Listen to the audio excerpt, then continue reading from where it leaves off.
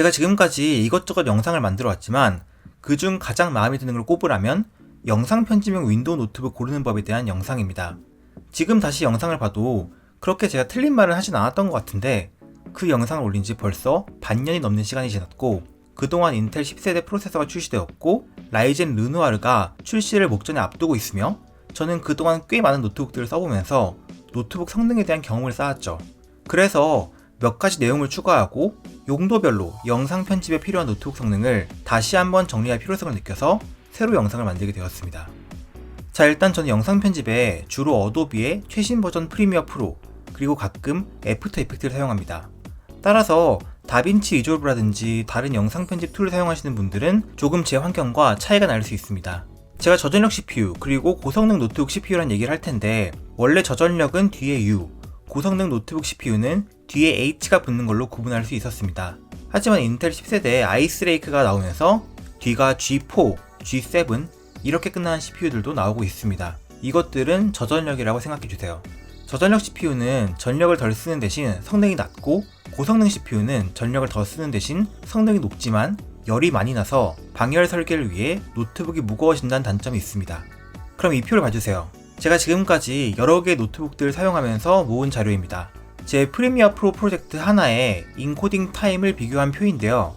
이게 어떻게 만든 프로젝트인가 하면 제 소니 알파 6400 미러리스로 4K 24fps 영상을 촬영한 뒤 풀 HD로 해상도를 낮춘 다음 전환 효과들과 색 보정을 넣고 15메가 비트레이트의 풀 HD 영상으로 인코딩을 한 프로젝트입니다.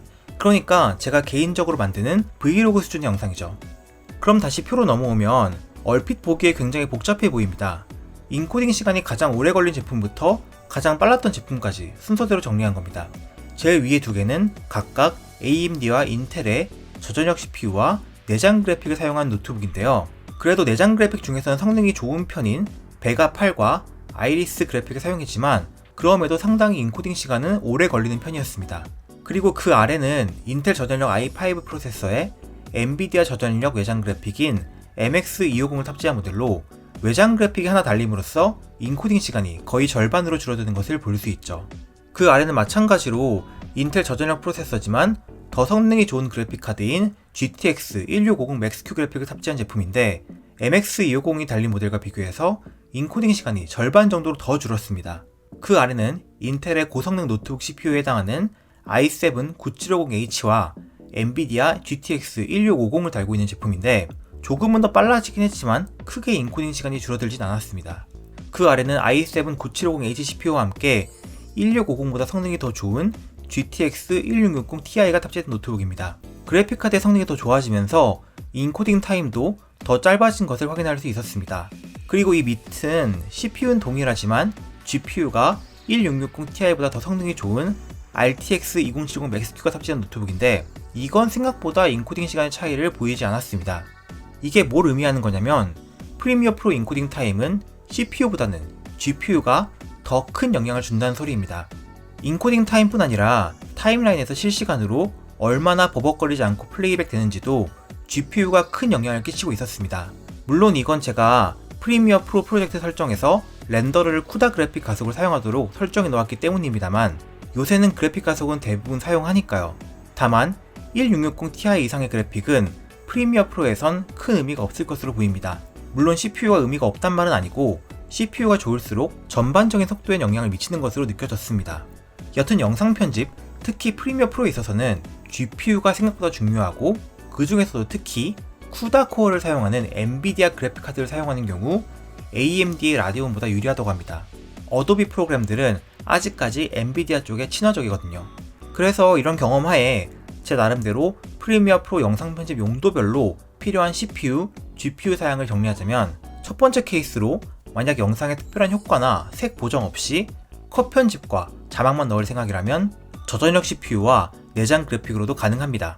두 번째 케이스로 풀 HD 영상을 편집하고 전환 효과를 넣고 색 보정을 넣어서 브이로그나 간단한 유튜브 영상을 만드는 정도라면 저전력 CPU에 MX250 외장 그래픽 정도를 추가한 모델 정도로 가능합니다. 엔비디아에서 최근에 MX350 그래픽을 새로 발표했는데 MX250에 비해 꽤 성능 향상이 있어 더 쓸만할 것으로 생각됩니다. 세 번째 케이스로 풀 HD 수준에서 조금 복잡한 편집을 하거나 간단한 4K 편집을 하거나 간단하게 애프터 이펙트를 만질 생각이라면 GTX 1650 그래픽이 달린 모델 정도를 고려해 보시면 좋겠습니다. 네 번째 케이스로 풀 HD 수준 편집에서 스트레스를 좀 덜 받고 싶거나 4K 편집이나 애프터 이펙트를 조금 더 원활하게 사용하고 싶다면 헥사코어 이상의 고성능 노트북 CPU와 GTX 1660 Ti 이상의 GPU가 달린 모델을 알아보시는 게 좋겠습니다. 다섯 번째 케이스로 4K 이상 시퀀스의 복잡한 편집이나 본격적으로 애프터 이펙트를 다룰 생각이라면 그건 노트북 영역을 좀 벗어난 거니까 데스크탑을 알아보시는 게 좋겠습니다. 그리고 저전력 CPU라고 해도 적어도 쿼드코어, 그러니까 인텔 기준 i5 이상의 CPU를 사용하는 것을 권장드립니다. 그리고 AMD 모바일 라이젠 CPU의 경우 사실 3000번대까지는 노트북에선 인텔에 밀리는 느낌이 있지만 이번 4000번대 르누아르의 경우 CPU의 코어 수를 대폭 늘려서 성능을 올렸죠. 천지개벽할 만큼의 성능 향상을 기대하는 건 좀 과하겠지만 르누아르의 멀티코어 성능은 그래도 좀 기대가 되네요. 그리고 또 한 가지가 어차피 게임하는 것도 아닌데 굳이 속도가 빨라야 하나? 저사양으로 느긋하게 영상 편집할 수 있지 않냐고 생각하실 수도 있어요. 버벅거림을 제외하고서라도 그런 사람들은 아마 프리미어 프로 크래쉬 연발을 경험해보지 못한 분들이실 겁니다. 프리미어 프로가 상당히 불안정한 프로그램이라 고사양이라고 이게 안 뜨는 건 아닌데 저사양이면 훨씬 더 자주 보게 될 겁니다. 이거 프로젝트가 복잡해지면 복잡해질수록 크래쉬가 잘 나요. 꾸역꾸역 몇십 분 작업한 거 한 방에 날아가서 맨살 터져보면 고성능 시스템을 찾게 될 겁니다. 자, 그러면 CPU, GPU에 대한 얘기는 나름 정리가 된 것 같고 사실 나머지 내용들은 별로 바뀐 건 없습니다. 램은 많으면 좋고 현 시점에서 최소 16기가, 4K를 다룬다면 32기가 용량의 램이 권장되고요. SSD는 최소 512기가, 가능하면 여러 개의 SSD 슬롯이 있는 것이 좋습니다. 좀 작업하다 보면 미디어 캐시만 20기가인데 256기가 SSD는 좀 아니에요. 디스플레이를 고를 땐 전 색 영역이 제일 중요하다고 생각하는데 sRGB 90%대 이상 혹은 NTSC 72%라는 기준으로 고르시면 됩니다.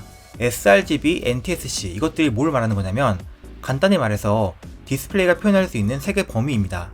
어도비 RGB나 DCI P3라는 sRGB보다 좀 더 넓은 색 영역을 만족하는 더 좋은 디스플레이를 가진 노트북들도 있는데 일단 2020년 2월 현 시점까지는 sRGB 100% 근처면 큰 문제는 없을 것으로 생각합니다. LG 그램이 sRGB 100%에 가깝고 삼성 갤럭시북 이온이나 맥북 프로는 DCI P3 100%에 가깝습니다. 노트북 디스플레이 관련해서는 따로 영상을 만든 적이 있으니까 좀 더 알고 싶으시다면 그쪽 영상도 참조해주세요. 노트북의 무게는 물론 중요한 요소일 수는 있겠지만 일단 용도가 우선이죠. 영상 편집용으로 노트북 살 건데 1kg짜리 원한다는 건 사실 약간 앞뒤가 안 맞는 말이긴 하거든요. 그럼 막간을 이용해서 2020년 2월 현 시점 기준으로 영상 편집용 노트북 몇 개만 간단하게 추천드리고 마무리할게요. 내장 그래픽 모델이나 MX250 달린 모델은 제 기준에선 영상 편집용 노트북이라고 부르기엔 좀 그래서 추천은 따로 없습니다. 그럼 우선 MSI의 프레스티 15 저전력 헥사코어 CPU에 GTX 1650 Max-Q를 달고 있는 노트북인데 명목상으로는 저전력이라고는 하지만 실제로는 웬만한 고성능 노트북급 성능을 낼 수 있는 노트북입니다. 상대적으로 무게도 크게 무겁지 않고 배터리 용량도 큰 편이고요. 다음으로 HP 파빌리온 게이밍이나 레노버 Y540 등 9세대 중저가형 게이밍 노트북들을 영상 편집용으로 추천할 만 하겠습니다. 단 제품 세부 사항에 따라서 디스플레이 색 영역이 영 별로인 것도 있으니 주의가 필요합니다. 좀 더 고가로 올라가면 기가바이트 에어로 15 올레드나 에어로 17 HDR 아니면 아예 맥북 프로 16이라는 선택지도 있죠. 자세한 설명 여기서 생략하도록 하겠습니다.